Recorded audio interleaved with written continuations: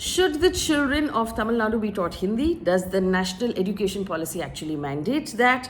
And is it fair or right for the central government to withhold funds to the state of Tamil Nadu for not implementing the language policy? Those are the questions we are asking. But it also benefits to ask at this point if it makes sense for everyone in India to learn how to speak and write Hindi.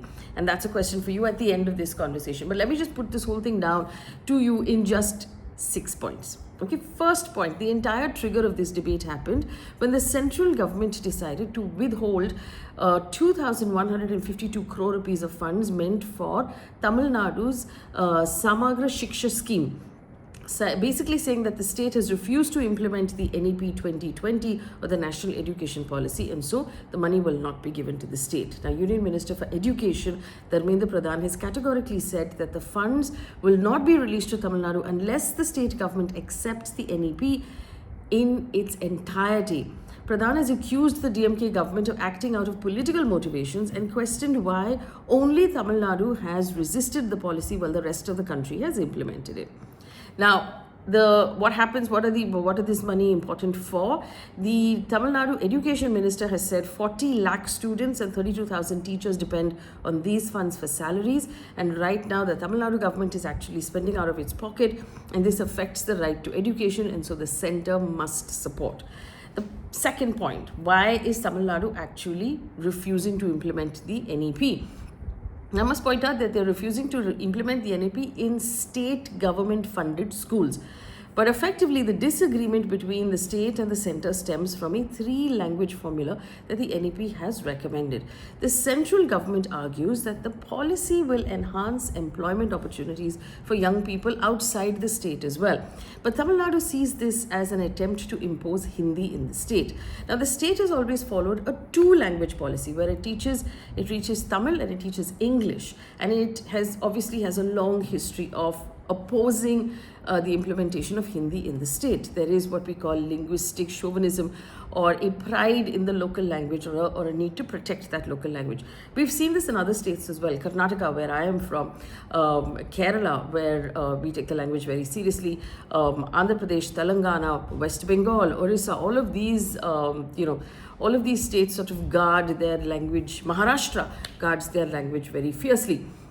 To give you just a background about these two policies, right? This 2-language policy was actually implemented or proposed by Annadurai back in 1968 in the Madras Assembly, as it was called back then.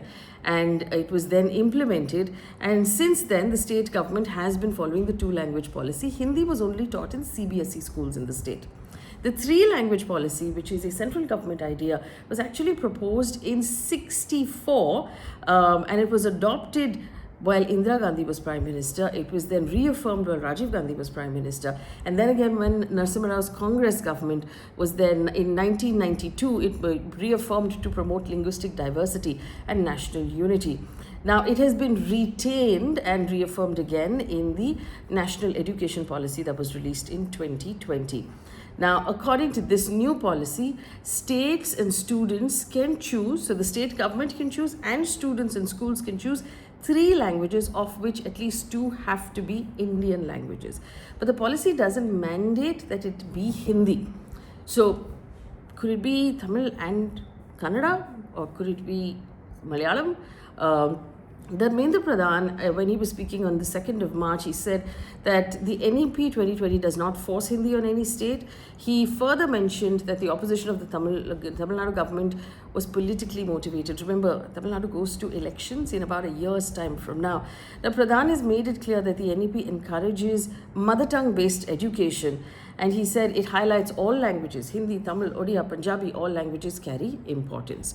Now, point number 3, why is the government of Tamil Nadu, headed by Chief Minister M.K. Stalin, pushing back, even though it doesn't say on paper that it forces Hindi? Now, he has basically said that he raises concerns, and he's written a letter to the Prime Minister demanding the release of funds. And he basically said that the DMK will not allow Hindi imposition at all, even if it has to lose power or face jail terms or face torture or lay down their lives. And that seems a little on the dramatic side. But he put out a post on Twitter on the 5th of March where he said rather than installing the Sengol in Parliament to sort of build Tamil pride, uninstall Hindi from the union government offices in Tamil Nadu. Instead of hollow praise, make Tamil an official language on par with Hindi and allot more funds to Tamil instead of the dead language Sanskrit, end quote. This is what he had said.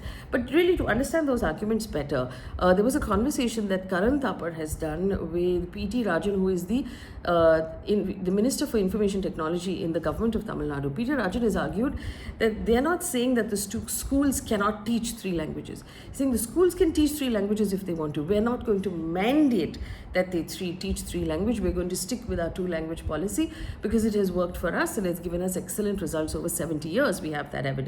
He's also argued that this is only for state board funded by the state schools, and he believes, and the state believes, that this is a backdoor entry for Hindi, and the idea of a unifying national language is to be rejected. And of course, remember, MK Stalin has argued that a lot of the North Indian languages have been sacrificed at the altar of Hindi. Effectively, he said Bhojpuri, Awadhi, all of these other languages, nobody's speaking them anymore because Hindi has sort of taken over that entire belt. There are arguments to that as well, saying that he's overstating that situation.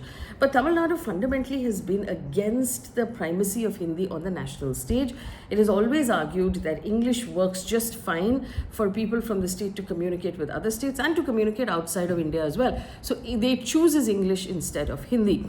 And I just want to remind you this, while the policy doesn't say anything per se, there have been various people in government who have made statements. So for example, MK Stalin is what he's talking about was a Hindi Divas, in which the Home Minister Amit Shah in a social media post had said, the one language marking India's identity globally is Hindi.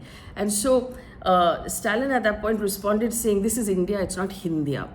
And the BJP, what is the BJP saying basically within Tamil Nadu? So the BJP's head in Tamil Nadu is, the chief is Annamalai. So he has said that he believes that the 3-language policy is the need of the hour. He's even launched his signature campaign to support the policy. And he said if the BJP came to power, he said after the BJP has come to power, there have been many trains in Tamil Nadu that have been given Tamil names. So there's a lot of Tamil pride that the BJP believes in.